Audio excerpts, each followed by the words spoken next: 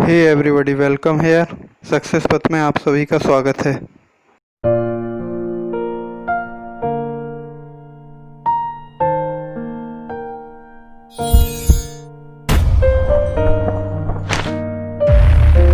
आइए दोस्तों, आधुनिक भारत की इस सीरीज में आपका स्वागत है। जैसा कि हमने आधुनिक भारत के पार्ट 1 में यह जाना कि यूरोपियन कंपनीज को भारत आने की ज़रूरत क्यों पड़ी, तथा इसी क्रम में हमने पुर्तगालियों के बारे में जाना जो कि भारत आए। 1498 में पहले पुर्तगाली वास्को डी गामा भारत पहुँचे तथा यह 1961 तक भारत में रहे। तथा यह भी जाना हमने कि क्या कारण थे जो इनको भारत आने की आवश्यकता पड़ी, जो कि हमने जाना कि उस्मानी सुल्तान जिसने कुस्तुनतुनिया पर अधिकार किया, वर्तमान का तुर्किस्तान, और सब भारत आने वाले सभी भूमिगत रास्तों को इसने बंद कर दिया। इसी क्रम में यूरोपियन कंट्रीज़ को भारत आने के समुद्री मार्ग की खोज करनी पड़ी तथा यहाँ पर व्यापार की होड़ मची। इसी क्रम में आगे डचेस, ब्रिटिशेस, डेन्स और फ्रेंच भी आते हैं। तो आज हम इस लेक्चर में डचेस और डेन्स के बारे में पढ़ने वाले हैं। तो आइए दोस्तों, हम शुरू करते हैं डचेस के बारे में। तो 1596 में कार्नेलियस हाउटमैन पहले डच हुए जो भारत आए तथा 1602 में डच ईस्ट इंडिया कंपनी की स्थापना हुई तथा इस कंपनी को United east India company of Netherlands के नाम से भी जाना जाता था तथा इन्होंने डच पार्लियामेंट से भारत में व्यापार करने के लिए 21 वर्षों की अनुमति प्राप्त की थी तथा इनकी व्यापारी कंपनी के लिए एक बोर्ड की स्थापना हुई जो कि मर्चेंट बोर्ड हुआ करता था और इसमें 17 मेंबर्स थे।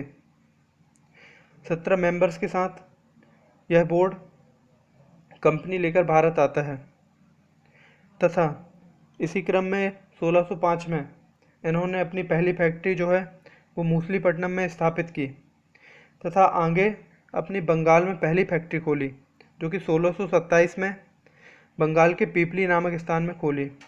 और इसी क्रम में इन्होंने आगे भी कासिम बाजार तथा पटना में अपनी फैक्ट्रियां स्थापित की।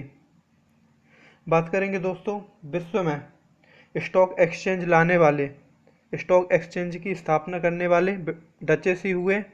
इन्होंने सर्वप्रथम 1602 में पहले स्टॉक एक्सचेंज की स्थापना की जो कि विश्व में पहला स्टॉक एक्सचेंज था और इन्होंने ही शेयर ट्रेडिंग की भी शुरुआत की तथा इन्होंने जो स्टॉक एक्सचेंज की स्थापना की थी उसका नाम एम्स्टर्डम स्टॉक एक्सचेंज था जो कि नीदरलैंड की कैपिटल एम्स्टर्डम के नाम पर रखा गया तथा इन्होंने भारत आकर गोल्डन कॉइन्स भी चलाए थे जो कि पेगोडा कॉइन्स कहा जाते थे। तथा भारत में हम जानेंगे कि किन किन शासकों ने गोल्डन कॉइन्स चलाए।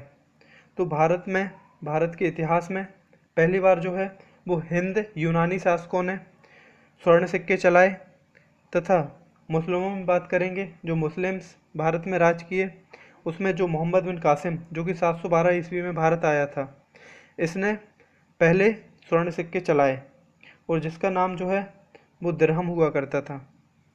और जब यूरोपियन कंपनीज भारत आईं तो इसमें सबसे पहले जो भारत में स्वर्ण सिक्के चलाए वो स्वर्ण सिक्के चलाने वाले डचेस थे तथा डचेस के दो मुख्य व्यापार हुआ करते थे।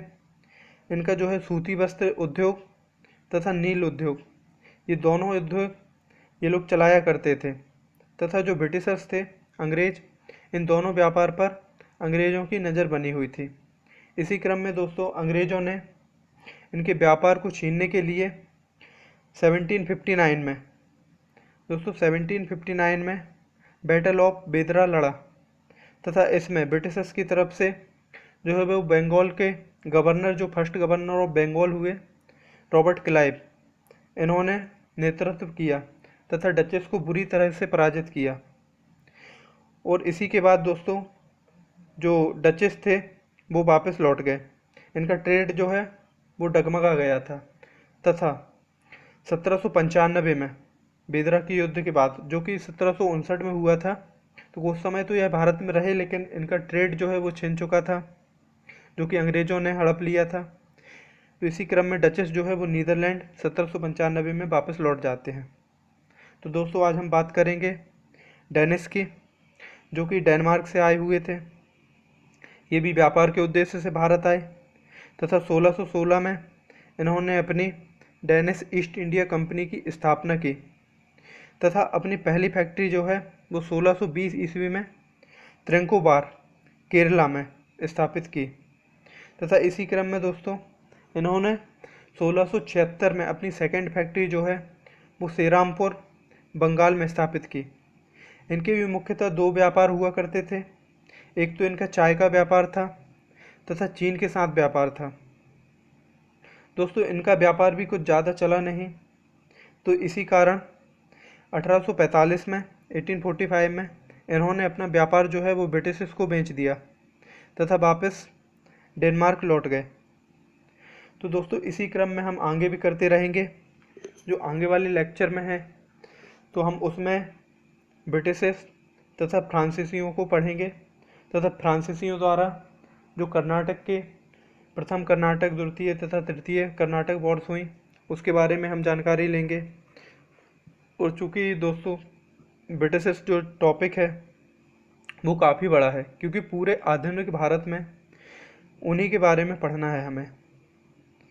तो दोस्तों वो टॉपिक तो चलता रहेगा। कल तो हम इसके बारे में जानेंगे, जो अगला हमारा लेक्चर होगा पार्ट 3, उसमें हम ब्रिटिशर्स के बारे में जानेंगे कि उनका जब आगमन हुआ तो उन्होंने किस तरह से व्यापार किया, किस तरह से अपनी फैक्ट्रियाँ स्थापित की तथा किस तरह से अपना आधिपत्य जमाना स्थापित किया।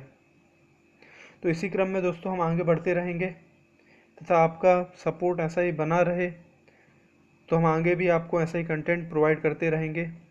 तो दोस्तों लाइक, शेयर एंड सब्सक्राइब ज़रूर कीजिएगा। Okay guys, thanks for watching, God bless.